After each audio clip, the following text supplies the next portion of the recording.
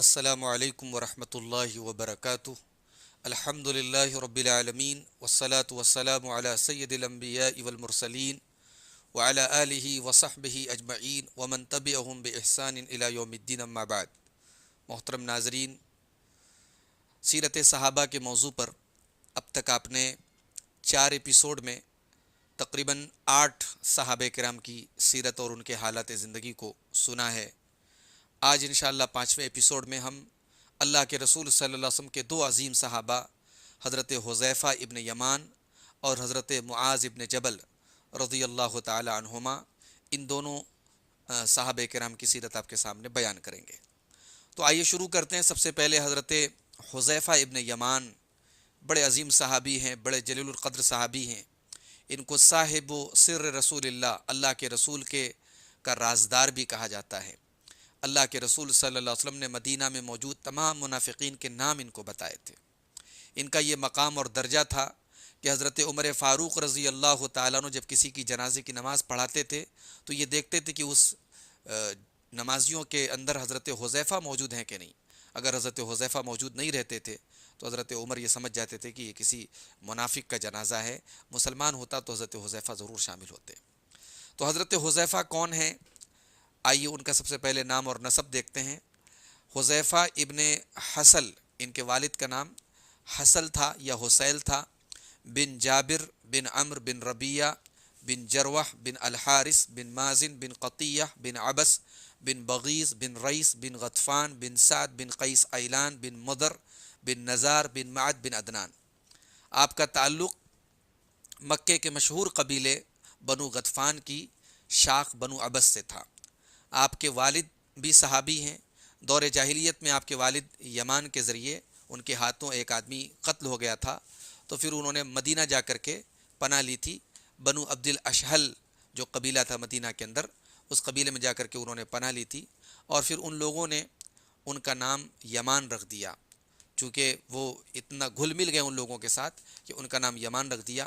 پھر اسی قبیلے کی ایک خاتون رباب بنت کعب سے حضرت حذیفہ کے والد نے نکاح کیا، انہی سے حضرت حذیفہ پیدا ہوئے، اور ان کے بھائی سعد، صفوان، مدلج اور ایک بہن لیلہ پیدا ہوئیں، اور حضرت حذیفہ کے والد اور والدہ یہ دونوں بھی مسلمان ہو گئے تھے۔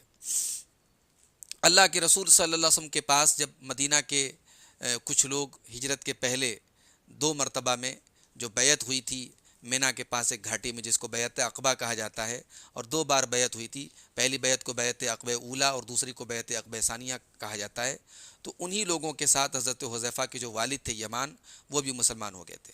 حضرت حذیفہ رضی اللہ تعالیٰ عنہ اگرچہ اس سفر میں اپنے والد کے ساتھ نہیں آئے تھے، نبی صلی اللہ علیہ وسلم کا دیدار بھی نہیں کیا تھا، لیکن وہ بھی اسلام لے آئے تھے۔ اللہ کے رسول کے دیدار کے پہلے ہی حضرت حذیفہ نے اسلام قبول کر لیا تھا۔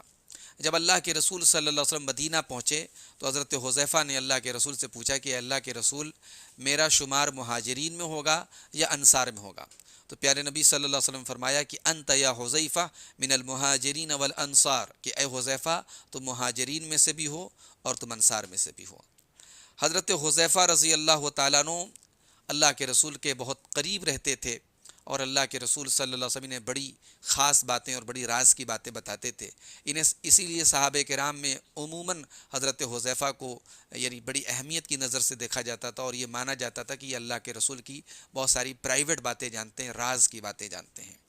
حضرت عمر رضی اللہ تعالیٰ عنہ ان سے پوچھا کرتے تھے، افی عمالی منافق، کیا میرے عاملوں میں، میرے گورنروں میں کوئی منافق ہے؟ تو حضرت حذیفہ نے ایک مرتبہ فرمایا کہ ہاں، آپ کا ایک گورنر منافق ہے۔ تو حضرت عمر نے پوچھا کہ کون ہے؟ تو انہوں نے کہا کہ میں بتا نہیں سکتا۔ کچھ دنوں کے بعد حضرت عمر کا ان کے ایک عامل کے ساتھ کچھ اختلاف ہوا، اور انہوں نے اس کو معزول کر دیا، ہٹا دیا، تو بعد میں راز کھلا کہ وہی منافق تھا، اور حضرت حذیفہ کی بات بالکل صحیح تھی۔ حضرت حذیفہ رضی اللہ تعالیٰ عنہ اللہ کے رسول کے ساتھ غزوہ بدر میں شامل نہیں ہو پائے۔ اس کی وجہ یہ ہوئی کہ غزوہ بدر کے پہلے یہ مدینہ کے باہر ایک سفر میں گئے تھے، اور مشرکین نے ان کو گرفتار کر لیا، اور مشرکین نے ان کو اس کنڈیشن اور اس شرط پر چھوڑا کہ یہ مسلمانوں کے ساتھ جنگ میں تعاون نہیں کریں گے، جنگ میں شامل نہیں ہوں گے۔ تو جب حضرت حذیفہ رضی اللہ تعالیٰ عنہ مدینہ پہنچے اور اللہ کے رسول صلی اللہ علیہ وسلم کو پوری بات بتائی، تو اللہ کے رسول نے ان کو اجازت نہیں دی اور کہا کہ چونکہ تم نے ایگریمنٹ کیا ہے، تم نے وعدہ کیا ہے، لہٰذا وعدے کو نبھانا ہے اور تم اس جنگ میں شامل نہیں ہوگے۔ تو حضرت حذیفہ رضی اللہ تعالیٰ نے اسی وجہ سے غزوہ بدر میں شامل نہیں ہوئے۔ غزوہ احد میں ضرور شامل ہوئے، مگر غزوہ احد میں ایک بہت بڑا حادثہ ہو گیا کہ حضرت حذیفہ کے جو والد تھے یمان، ان کو اللہ کے رسول صلی اللہ علیہ وسلم نے جنگ سے دور رکھا تھا اور منع کیا تھا کہ آپ جنگ میں شامل مت ہوئیے گا، مگر وہ اور ایک بزرگ اور صحابی تھے، ان دونوں نے جب جنگ اپنے شباب پر آ گئی تو وہ دونوں برداشت نہ کر پائے اور وہ دونوں بھی میدان جنگ میں کود پڑے، اور مسلمانوں نے غلط فہمی سے حضرت یمان کو مشرکین کا کوئی آدمی سمجھا اور غلط فہمی سے ان کو قتل کر دیا۔ مسلمانوں کے ہاتھوں حضرت حذیفہ کے والد قتل ہو گئے۔ حضرت حذیفہ کہتے رہ گئے ابھی ابھی میرے والد ہیں، میرے والد ہیں، لیکن اتنی دیر میں حضرت یمان شہید ہو چکے تھے۔ یہ اللہ تعالیٰ کی ایک مشیت تھی، اس کا فیصلہ تھا جو نافذ ہو گیا۔ مسلمانوں کو جب احساس ہوا اور پتہ چلا کہ یہ حضرت حذیفہ کے والد تھے تو مسلمان بہت غمگین ہوئے، لیکن حضرت حذیفہ نے سب کو معاف کر دیا اور صرف اتنا کہا یغفر اللہ لکم وہو ارحم الراحمین، اللہ تعالیٰ آپ سب کو معاف کرے، وہی رحم کرنے والا ہے۔ پیارے نبی صلی اللہ علیہ وسلم نے حضرت حذیفہ کے والد کے قتل کی وجہ سے ان کی جو دیت تھی، وہ دیت کی رقم اپنی طرف سے آپ نے حضرت حذیفہ کو دی، لیکن حضرت حذیفہ نے وہ پوری رقم اللہ کی راہ میں صدقہ کر دی۔ غزوہ خندق کے موقع پر حضرت حذیفہ نے ایک بڑا اہم کام کیا تھا۔ غزوہ خندق کے موقع پر موسم بہت سرد تھا، بہت سردی کا موسم تھا، تیز ہوائیں چل رہی تھیں۔ اس ماحول میں اللہ کے نبی نے صحابہ سے کہا کہ الا رجل یاتینی بخبر القوم، کیا تم میں سے کوئی آدمی ایسا ہے جو مشرکین کی خبر لے کر کے میرے پاس آئے، جعلہ اللہ معی یوم القیامہ، اس آدمی کو اللہ تعالیٰ قیامت کے دن میرے ساتھ رکھے گا۔ یہ سن کر کے سارے صحابہ خاموش ہو گئے اور کوئی نہیں بولا۔ موسم بہت سرد تھا اور گھر سے نکلنے کے لائق حالات نہیں تھے۔ پیارے نبی صلی اللہ علیہ وسلم نے پھر دوسری مرتبہ کہا کہ ہے کوئی آدمی جو مشرکین کی خبر لا کر کے مجھے دے، اللہ تعالیٰ اس کو قیامت کے دن میرے ساتھ رکھے گا۔ 3 مرتبہ آپ نے ایسا کہا اور تینوں مرتبہ صحابہ کرام کی طرف سے کوئی جواب نہیں ملا۔ پھر آپ نے حضرت حذیفہ کا نام لے کر کے کہا کہ اے حذیفہ تم جاؤ، فأتنی بخبر القوم، اور تم ان کی خبر میرے پاس لے کر کے آؤ، ولا تزعرہم، مگر اتنی خفیہ طریقے سے تم جانا کہ انہیں احساس نہ ہونے پائے اور تمہارے بارے میں پتہ نہ چلے۔ یہ صحیح مسلم کی 1788 نمبر کی حدیث ہے۔ حضرت حذیفہ کہتے ہیں کہ جب میں باہر نکلا تو ایسا لگ رہا تھا کأنما امشی فی حمام، کہ میں حمام کے اندر چل رہا ہوں، غسل خانے میں چل رہا ہوں، اتنی سردی تھی۔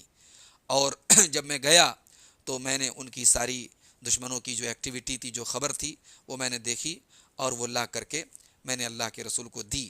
جب یہ اللہ کے رسول کے پاس آئے تو سردی سے ٹھٹر رہے تھے۔ کہتے ہیں فَأَلْبَسَنِي رسول اللہ صلی اللہ علیہ وسلم من فضل عبائہ، اللہ کے رسول جس کمبل کو اوڑھ کر کے نماز پڑھتے تھے وہ کمبل آپ نے مجھے دے دیا، اور اتنی سخت ان کو سردی لگی ہوئی تھی کہ آپ نے وہ کمبل اوڑھ کر کے آپ سو گئے حضرت حذیفہ۔ اور کہتے ہیں جب صبح ہو گئی، فجر کا ٹائم ہو گیا، تب جو ہے اللہ کے رسول نے مجھے اٹھایا اور کہا قم یا نعمان، اے سونے والے آدمی، بہت سو چکے، اب اٹھ جاؤ۔ یعنی ایسے ان کو نیند آ گئی تھی سردی کی وجہ سے۔ تو یہ بڑی اہم ذمہ داری حضرت حذیفہ رضی اللہ تعالیٰ انہوں نے غزوہ خندق کے موقع پر انجام دی۔ پیارے نبی صلی اللہ علیہ وسلم کی وفات کے بعد بھی حضرت حذیفہ کی اللہ کی راہ میں جو جہاد کی جو ایکٹیویٹیز تھی اور صحابہ کرام کے ساتھ یہ شامل رہتے تھے۔ ایران کی فتوحات میں آپ شامل ہوئے، اور خاص طور سے نہاوند کی جو جنگ تھی اس میں ایرانیوں کی طرف سے 1.5 لاکھ کی فوج آئی تھی۔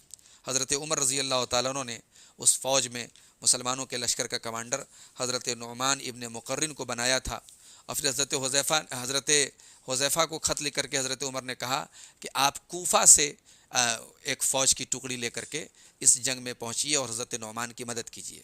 اس کے بعد حضرت عمر نے فوج کے نام ایک پیغام لکھا، خط لکھا، اور اس میں کہا کہ آپ لوگوں کے جو امیر الجیوش ہوں گے، جو پوری فوج کے جو سردار ہوں گے، وہ حضرت نعمان بن مقرن ہوں گے، فَإِذَا اسْتُشْهِدَ، اور جب وہ شہید ہو جائیں گے، فَلْيَأْخُذْ الرَّايَ حُذَيْفَةَ، تو اس وقت جھنڈا حضرت حذیفہ لے لیں گے، اور جب حضرت حذیفہ بھی شہید ہو جائیں، فَجَرِيرُ بْنُ عَبْدِ اللَّهِ، تو حضرت جریر بن عبداللہ یہ جھنڈے کو لے لیں گے۔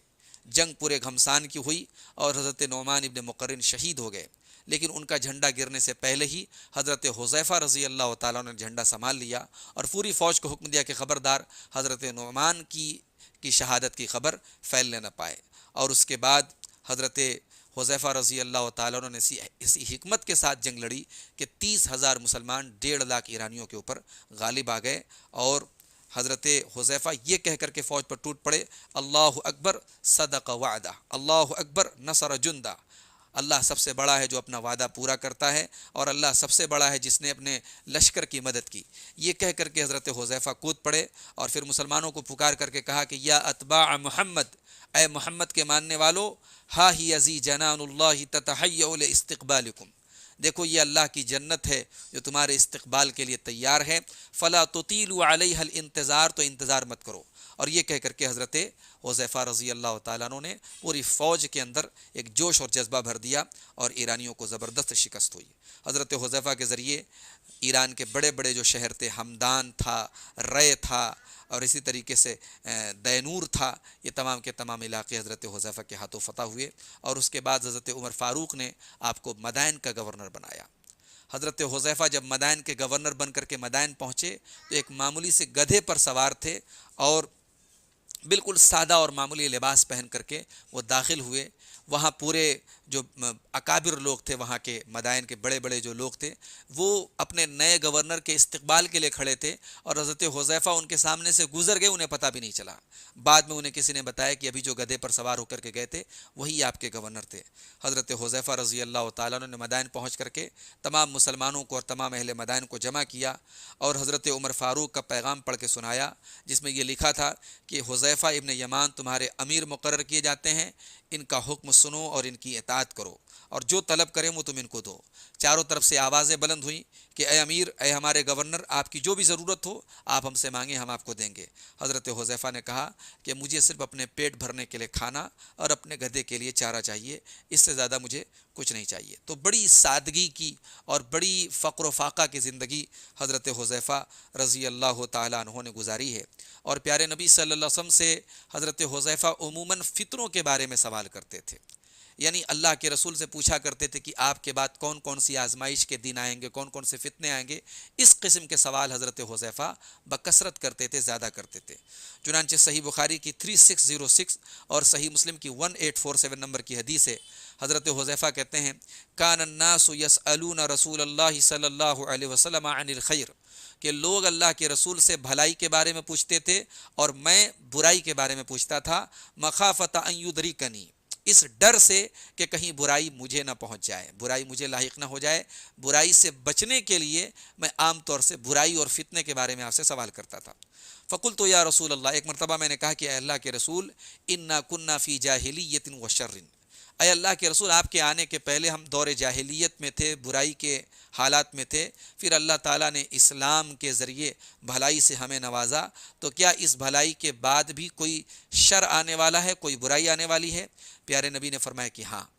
اس کے بعد میں نے پوچھا کہ کیا اس شر کے بعد بھی خیر آئے گا؟ آپ نے فرمایا کہ ہاں، خیر آئے گا، بھلائی آئے گی، وفیہ دخن، لیکن اس خیر کے اندر، اس بھلائی کے اندر دھواں ہوگا۔ دھواں ہوگا یعنی حالات بہت کلیئر نہیں ہوں گے، اچھائی اور برائی کو تمیز کرنا مشکل ہو جائے گا۔ قلت وما دخنہ، میں نے پوچھا کہ اللہ کے رسول وہ دھواں کیسا ہوگا؟ آپ نے فرمایا قوم یہدون بغیر ہدی، ایسے لوگ آئیں گے جو میرے طریقے پر نہیں چلیں گے، تعرف منہم وتنکر، ان کی کچھ باتیں تمہیں صحیح بھی نظر آئیں گی اور کچھ باتیں تمہیں عجیب بھی لگیں گی۔ پھر میں نے پوچھا کہ فحل بعد ذلک الخیر من شر، اے اللہ کے رسول کیا اس خیر کے بعد پھر شر آئے گا؟ آپ نے فرمایا کہ ہاں، دعات الی ابواب جہنم، اس کے بعد ایسے لوگ آئیں گے جو جہنم کے دروازوں کی طرف بلائیں گے، من اجابہم الیہا قذفوہ فیہا، جو ان کی بات مان لے گا اسے وہ جہنم میں ڈال دیں گے۔ قلت یا رسول اللہ صفہم لنا، میں نے کہا کہ اے اللہ کے رسول وہ کون لوگ ہوں گے، ذرا ان کی صفت اور ان کے حالات مجھے بتا دیجئے۔ تو پیارے نبی نے فرمایا کہ ہم من جلدتنا، وہ ہماری نسل سے ہوں گے، وَيَتَكَلَّمُونَ بِأَلْسِنَتِنَا، اور وہ ہماری ہی زبان بولیں گے۔ تو اللہ کے رسول سے حضرت حذیفہ نے پوچھا کہ فما تأمرنی ان ادرکنی ذالک، اے اللہ کے رسول اگر وہ دور مجھے مل جائے تو آپ مجھے کیا حکم دیتے ہیں؟ تو آپ نے فرمایا تلزم جماعت المسلمین، تو مسلمانوں کی جماعت کو لازم پکڑ لینا، و امامہم، اور مسلمانوں کے امام کو لازم پکڑ لینا۔ قلت فإن لم يكن لهم جماعت ولا امام، میں نے کہا کہ اے اللہ کے رسول اگر اس وقت مسلمانوں کی کوئی جماعت نہ ہو، مسلمانوں کا کوئی امام نہ ہو، تو آپ نے فرمایا کہ فاعتزل تلک الفرق کلھا، تمام فرقوں سے الگ ہو جانا، ولو ان تعض باصل شجرہ، اگر تم کو کسی پیڑ کی جڑ چبا چبا کے زندگی گزارنی پڑے تب بھی تم گزار لینا، حتی یدرکک الموت وانت علی ذلک، اسی حال میں تمہیں موت آ جائے تب تک تم سارے فرقوں سے الگ رہنا اور اسلام پر قائم رہنا۔ تو حضرت حذیفہ اس قسم کے سوالات اللہ کے رسول سے کیا کرتے تھے۔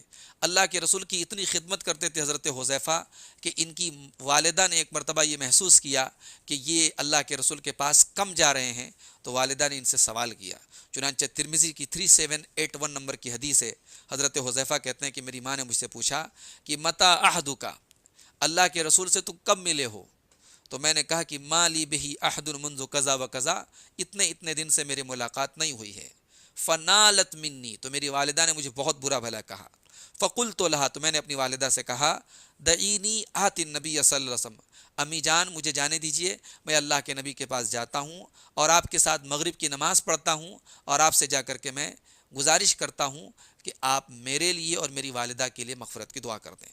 چنانچہ کہتے ہیں کہ میں اللہ کے نبی کے پاس آیا، میں نے مغرب کی نماز پڑھی، پھر آپ نے عشاء کی نماز پڑھائی، اور اس کے بعد جب آپ پلٹے تو میں آپ کے پیچھے پیچھے جانے لگا، تو آپ نے میری آواز سن کر کے کہا کہ من ھذا، کون ہے؟ حذیفہ ہیں؟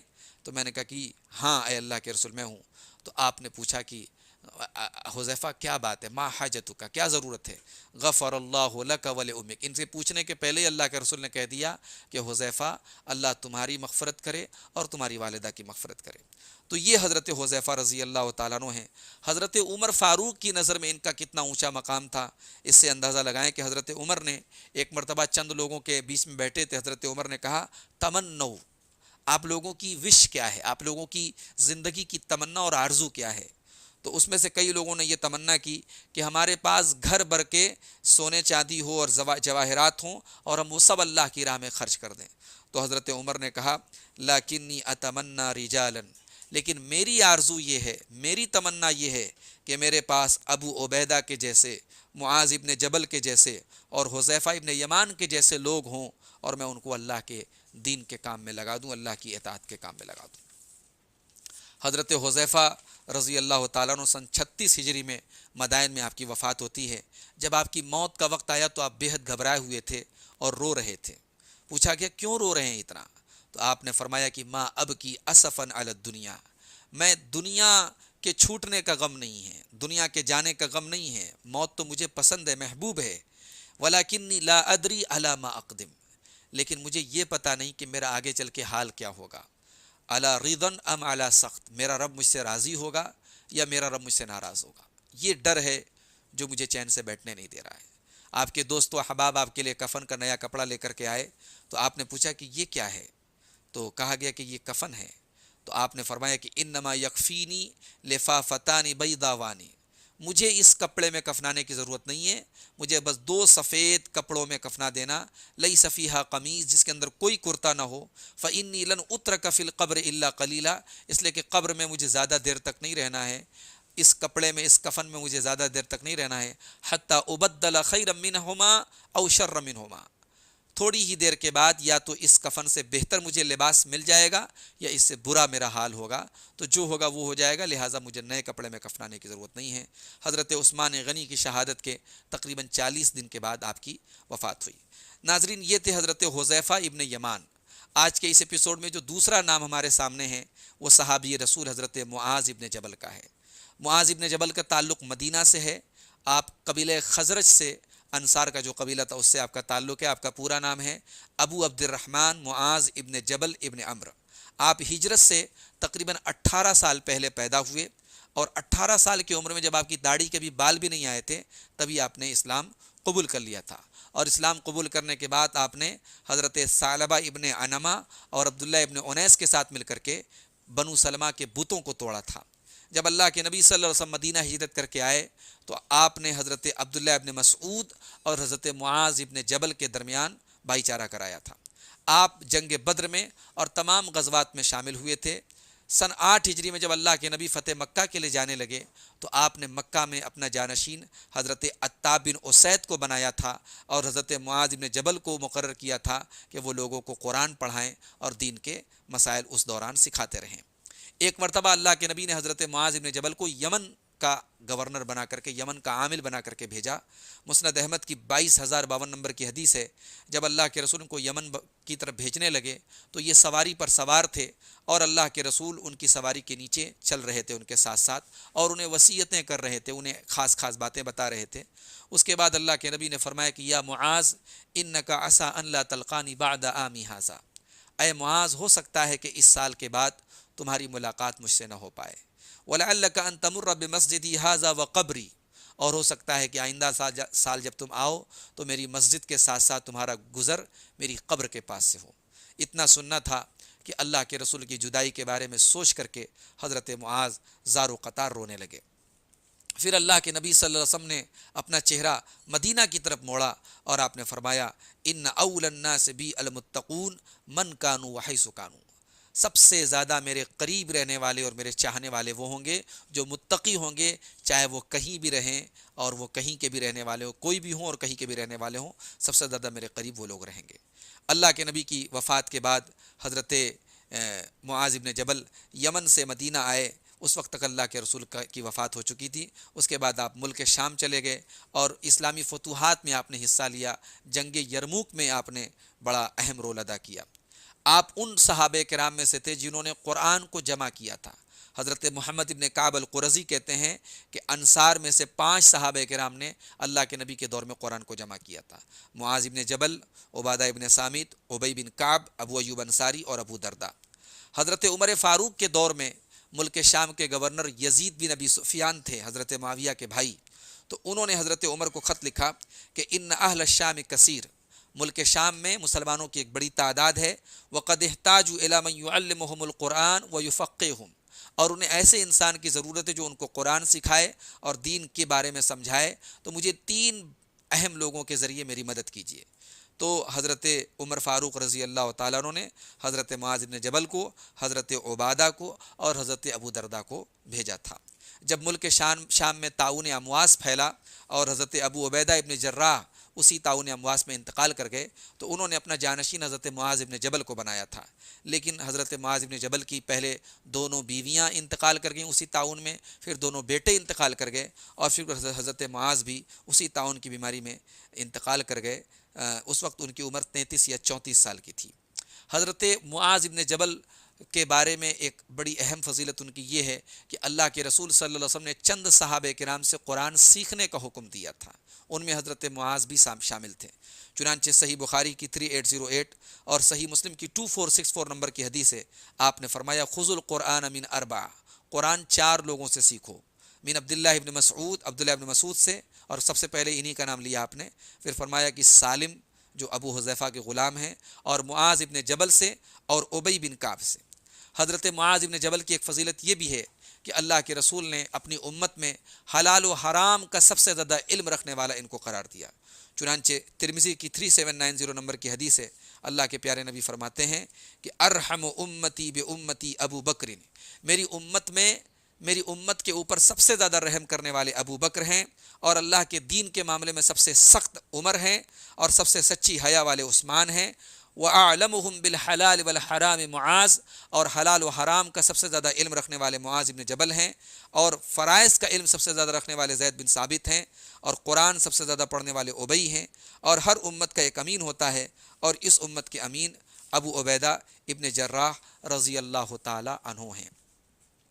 اسی طریقے سے حضرت معاذ ابن جبل وہ صحابی ہیں کہ اللہ کے رسول صلی اللہ علیہ وسلم نے قسم کھا کر کے ان سے کہا تھا کہ میں تم سے محبت کرتا ہوں۔ چنانچہ ابو داؤد کی 1522 نمبر کی حدیث ہے، حضرت معاذ کہتے ہیں کہ اللہ کے رسول نے میرا ہاتھ پکڑا اور کہا کہ یا معاذ واللہ انی لاحبک، اے معاذ اللہ کی قسم میں تم سے محبت کرتا ہوں، اللہ کی قسم میں تم سے محبت کرتا ہوں۔ اس کے بعد اللہ کے رسول نے فرمایا کہ اے معاذ میں تمہیں وصیت کرتا ہوں کہ تم ہر فرض نماز کے بعد یہ ضرور پڑھنا اللہم اعنی علی ذکرک و شکرک و حسن عبادتک، کہ اے اللہ تو میری مدد فرما اپنے ذکر پر، اپنے شکر پر، اور اپنی بہتر عبادت کرنے پر۔